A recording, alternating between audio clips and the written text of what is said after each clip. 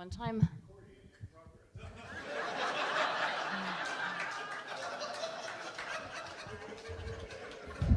Thank you, Ty. One time I stood up here the whole time, like this. And then Mike Brewers was like, "Is that your power pose?" And I was like, "No, my back hurts." Okay.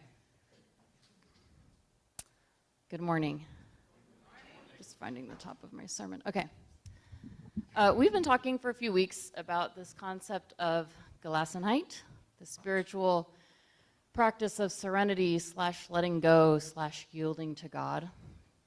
Katerina talked about a profound experience of serenity when she was swimming in the ocean and releasing part of her future to God, recognizing that God's love might sustain her no matter what was to come, much like the ocean water sustaining her body in that moment. And Lisa Thornton talked about her understanding of gelassenheit through profound grief and disappointment. This time period that's way longer and bumpier than anybody tells you, where you're trying to adjust to something or someone that you've lost. These powerful sermons got me thinking about how gelassenheit often starts with a confrontation, as in there's an initial bumping up against something that we recognize as out of our control. When I told Ali that I had been invited to reflect on gelassenheit, he very rudely questioned whether I was the right messenger for this topic.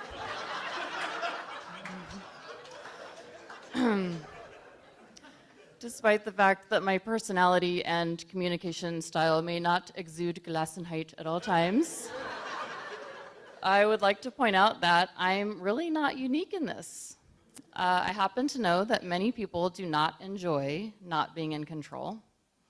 I've also been thinking about how much human society has developed in a way that reflects and supports our desires for control. And because our brains haven't evolved as quickly as our technologies, like all the tools we have for predicting, measuring, planning, shopping, researching, and general expanding, I wonder if we haven't caused a bit of psychological agitation for ourselves, or a hubbub, or a kerfuffle, a foo-for-all, if you will. After consulting my thesaurus, I couldn't pick just one. We have so much more information now, and we're addicted to it. We have more choices to make. We have more data to consider when making those choices. Mary was told she was having a baby. She doesn't understand it. She rejoices. Women in the U.S. Don't just have babies. Pregnancy is full of things to monitor, decisions to make, and options for how you get ready. It's not that modern-day pregnancy is fail-safe. It isn't. But there is a lot of data. I've told clients who are pregnant to rest assured that there will be something wrong with their baby. Hopefully nothing serious, but they're monitoring so many things, and legally they have to tell you about every potential condition and risk. There will be something. Same thing with having a wedding or going on vacation. Something always goes wrong, but it's not because of how unlucky you are. It's because of how complicated these things have become and how many things you are in some way measuring and evaluating. There are many, many benefits of data. We can prevent many bad outcomes with understanding how things work. But information does create a burden of decisions and responsibility that people seem to be feeling more and more. In Mary's song, I notice her joy, her sense of God's triumph. But concurrently, I notice her lack of anxiety and perhaps more potently, her lack of personal responsibility. She has an awareness that her story will be known and told for generations all over the world, and she expresses not an ounce of, wait, what if I do something wrong? Is Mary free to celebrate the gelassenheit of her mysterious and miraculous pregnancy, in part because she has no idea what gestational diabetes is? Will she experience a guilt-free motherhood because there were not alternative paths she could have taken and no podcasts about parenting techniques? On the one hand, Mary seems so powerless and vulnerable because she's young and unwed and poor and traveling and doesn't have a place lined up to have this baby. On the other hand, she seems unwaveringly confident that God is in control. I'm not, upset that we live in a time of information overload, and I would never romanticize life before modern medicine or women not being able to earn their own living. I've just been contemplating how our embrace of a gelassenheit must be a little different because of these changes. I think it is not unreasonable to suggest that it might be easier to release control when we actually have less control, or at least fewer delusions of control. There's the willingness to let things be, to accept things as they are, which sounds stoic and spiritual. But we live in a society where it's possible to measure the relative mass of an atom. Or, I don't know, you can order male raccoon urine online and have it delivered to you. So weird.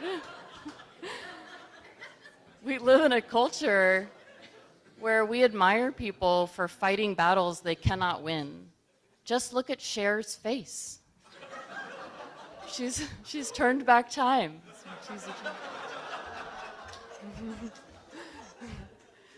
And yet, Cher is marching inevitably towards death. Good transition. I know that you were expecting a sermon that was really a book review with some jabs at Allie sprinkled on top, but the topic is gelassenheit, and I couldn't find any books on it. I don't think that aging and death can be overlooked when we consider the areas where ultimately we get the least amount of say, where ultimately yielding to the divine love seems to be our best option. But I must also yield to the present circumstances where sermon etiquette dictates that I should speak for another 9 to 11 minutes. And in light of this, I'm going to bypass an examination of aging and death. Instead, I want to help us think through 2 other popular forms of denying our limitations and see where our tradition might help us, especially in the midst of Advent. To point out the obvious, we have gotten a lot better at predicting the weather and perfecting the taste of coffee and curing cataracts, so we really don't need gelassenheit there.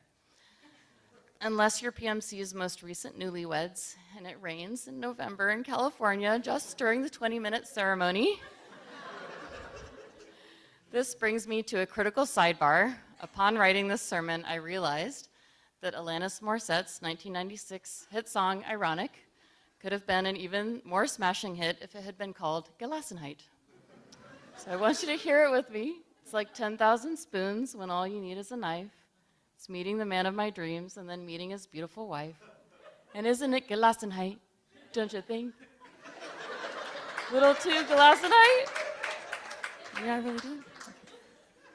Returning from sidebar, Advent, the apparent simplicity of Mary's song, even if, as Lisa was right to point out, it may not have been automatic. That response of a yes to God's will may indeed have started with confusion and fear and a dozen other feelings, not always consistent with each other. But the simplicity of the song, I think, linked to the clarity of this thing is happening now, and the only thing I can control is my response. It reminds me of my first marathon. This isn't important, but I've run 2 marathons, and Allie's just run 1, so I have to clarify. This episode is from my first marathon, not my second. It's different. So before the race, there's lots of standing around and waiting at like 4 in the morning. And I was talking to this girl, telling her, my longest training run was 20 miles or whatever it was, 21. And you get nervous about that last 5.2. I don't know if I can make it. And she had run other marathons before. And she said, on my first marathon, someone pointed at the road ahead of us and said, that's the only way out of this thing. And it kind of clicked for me too. Like, yeah, that's the only option right now. So there's no point worrying about it. Choices are great, but a single straight road ahead of you can also be kind of great at times. And the trick is that in our current times, if we want that clarity, sometimes we have to declutter, we have to remove options. One menu of options that I see sucking a lot of people in, because it seems like a good thing at first, is the menu of self-improvement. I'm talking about ways to optimize your schedule so you can get more done, and optimize your thinking so you can be more focused, and measure your sleep so you can make sure it's optimized. And this whole industry we have around self-improvement, there are parts of it that can be helpful and energizing, but the whole framework of optimization is so locked into pressure.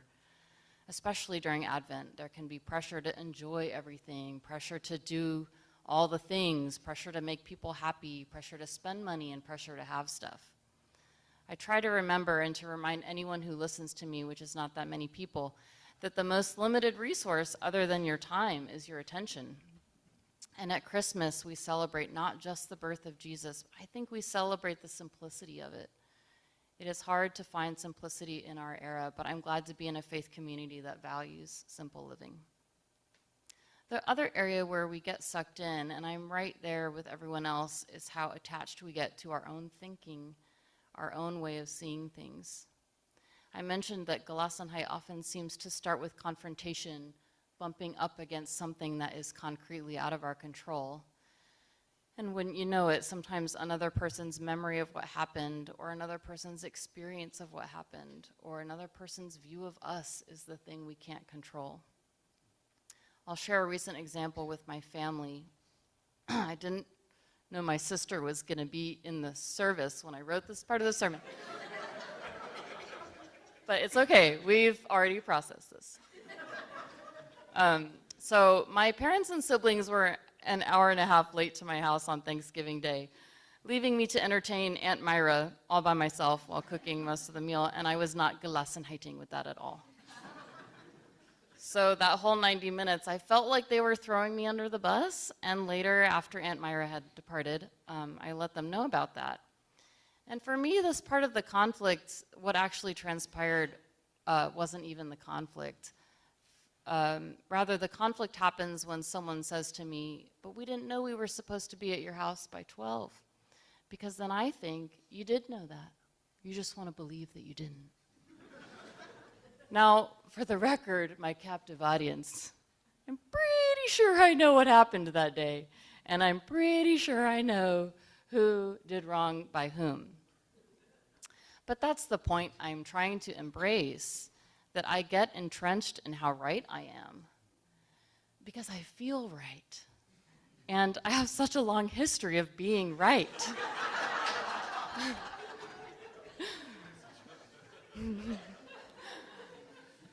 So I do not enjoy admitting it, but I knew that I still wasn't gelassenheiting with this conflict because later when I complained about my family to Ali and he said something in defense of one of their perspectives, my impulse was to say, can't you just be on my side? I didn't like that he wasn't interpreting things exactly the way I was. Sometimes long after the meat of a conflict is over, I think many of us remain blindingly loyal to our own positions and perspectives, and this is a space where I think gelassenheit could be radically helpful. In an early draft, I had a big qualifier here about gelassenheit needs to be a choice that feels safe to make, blah, blah, blah. I think that what's more relevant for understanding gelassenheit's intersection with relational conflicts is that it's not so much about yielding to another person's point of view, although that is certainly valuable in lots of relationships and circumstances. I think early Anabaptists pursued gelassenheit not to submit to other people, certainly not to be better followers of human authority. They were trying to get their own self out of the way for God's will. I know I've just given half of you heart palpitations by intoning the will of God. I know that that idea has been corrupted and misused for centuries. So with very little time left, I merely want to suggest that there are times when our natural trust in our ability to interpret the data makes us less receptive to God or to the face of the other. I love Anne Lamott's remark, you can safely assume you've created God in your own image when it turns out that God hates all the same people you do. And in Mary's song, this celebration of the humble, she says, God has scattered those who are proud in their inmost thoughts. So my final note to you is not to question how yielding your perspective will affect your opinion on A or how you feel about B. I think gelassenheit is more a shift that entails a release from yourself, and then you just get to see what happens. It might become a question or an open door or a little path in the woods. So I want to close with words from another Mary. This is Wild Geese by Mary Oliver. You do not have to be good. You do not have to walk on your knees for 100 miles through the desert repenting. You only have to let the soft animal of your body love what it loves. Tell me about despair, yours, and I will tell you mine. Meanwhile, the world goes on. Meanwhile, the sun and the clear pebbles of the rain are moving across the landscape, over the prairies and the deep trees, the mountains and the rivers. Meanwhile, the wild geese, high in the clean blue air, are heading home again. Whoever you are, no matter how lonely, the world offers itself to your imagination, calls to you like the wild geese, harsh and exciting, over and over announcing your place in the family of things.